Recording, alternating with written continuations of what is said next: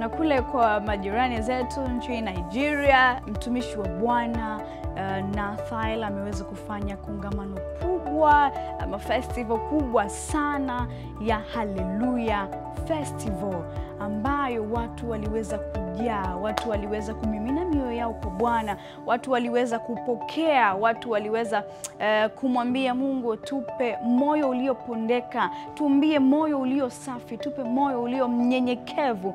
Watu wengi waliweza kukutanika kwenye makutano yale, lakini watu hawakutosha kwenye ukumbi ambao uliweza kufanywa festival hiyo, mpaka ikabidi sasa zitumike mbinu za ziada kuweza kufunga screen nje ili watu wote waliokosa viti basi wakae maeneo ya pembezoni mwa eneo lile, ili kuweza kujionea kitu ambacho kinaendelea ndani, ili na wao basi waweze kusifu na kuabudu pamoja nao, maana Bwana anaketi mahala penye sifa.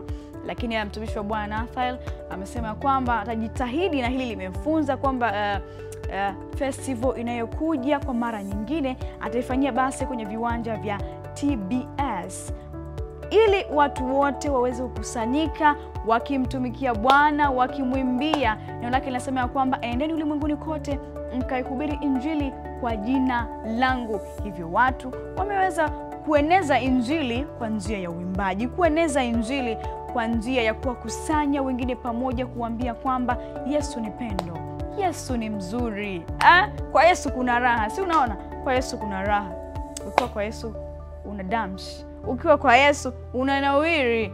Sasa tu ukiwa kwa Yesu umekubali kumpokea kuwa Bwana na Mwokozi wa maisha yako. Yesu anaketi mahala penye sifa. Hakika sifa na utukufu tunamrudishia yeye kwa sababu na kwa ajili ya Hallelujah Festival ya mtumishi wa Bwana Nathaniel, akiendeleza gurudumu la kueneza injili kwa mataifa yote. The Spirit Show.